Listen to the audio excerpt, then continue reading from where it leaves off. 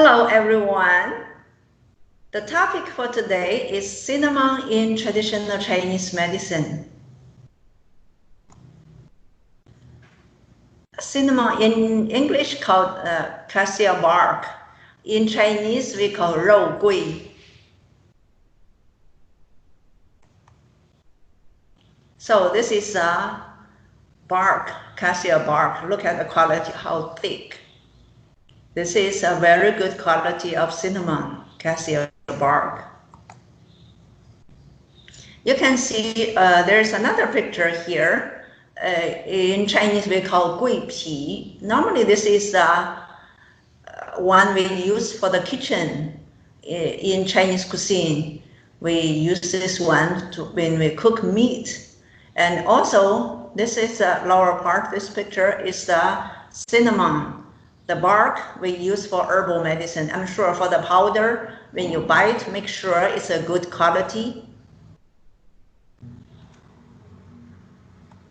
Another part for this plant is the branch.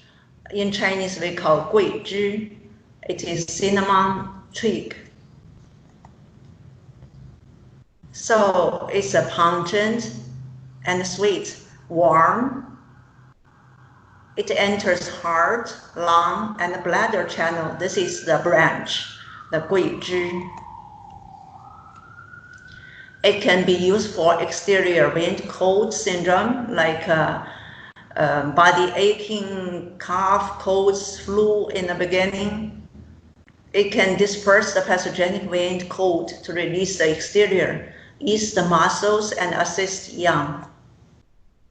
And for cold arthralgia and epigastrial abdominal pain, like joint pain, shoulder pain, knee pain, it can warmly dredges the channels and collaterals, dissipates cold and relieves pain. So any pain caused by cold. It also can be used for dysmenorrhea, irregular menses, amenorrhea, and abdominal masses. For chest operation and heart palpitations, warming the heart young, activating blood circulation, and relieving pain. So all these patterns caused by cold, we can use 桂枝, the cinnamon twig. For phlegm, fluid retention, edema, and difficult urination, it can warm and transform yang into qi, promoting urination and treating water retention due to yang deficiency. Dosage, normally for the exterior pathogenic factors or patterns, like cold flu, we use 3 to 9 grams.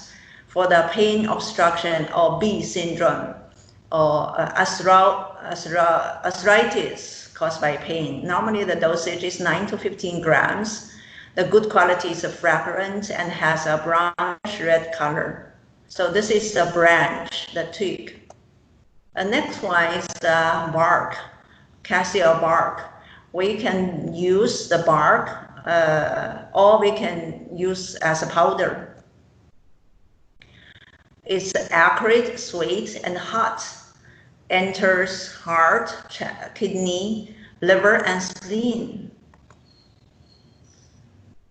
It can, for the yang deficiency symptoms, like a primordial yang deficiency, the symptoms like fear of cold, frequent urination during the night, impotence, abdominal cold pain during menstruation, seminal emission, and premature ejaculation.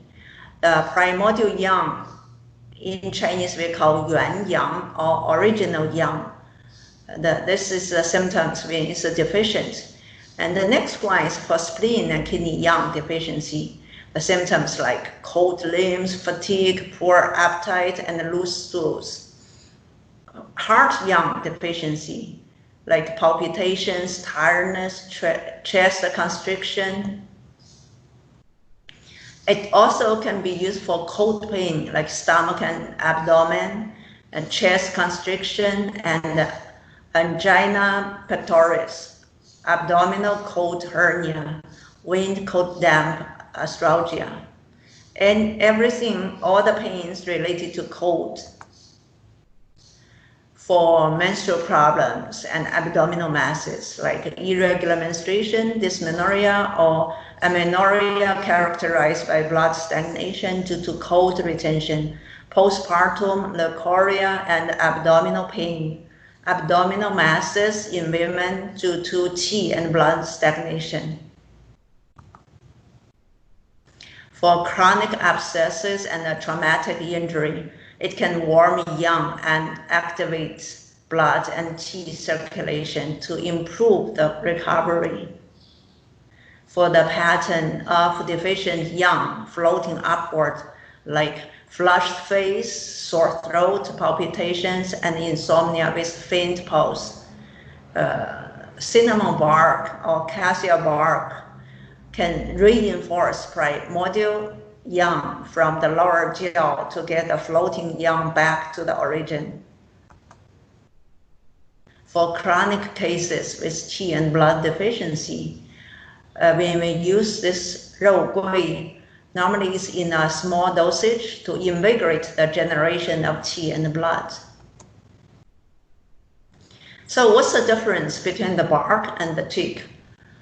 The bark, cassia bark, warm the interior, enters lower burner, tonifies kidney yang, and the twig releases exterior, disperses cold and warm, and opens the channels. So the twig, the branch, works on the channel level, and the rou gui, the bark, works in the organ level.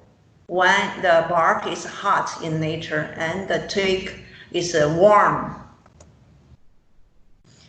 Even though there are so many good effects to the body, but there are still contraindicated conditions like cases of yin deficiency with heat signs, interior excess heat, and the reckless movement of hot blood. So all these conditions is contraindicated to use rou gui. Use with caution during pregnancy because it's hot. The dosage normally is 1.5 to 4.5 grams. The good quality has a thick cortex, a purplish red cross section, and is oily and aromatic. That's all for today. Thank you. Stay safe and enjoy your food with therapeutic benefit.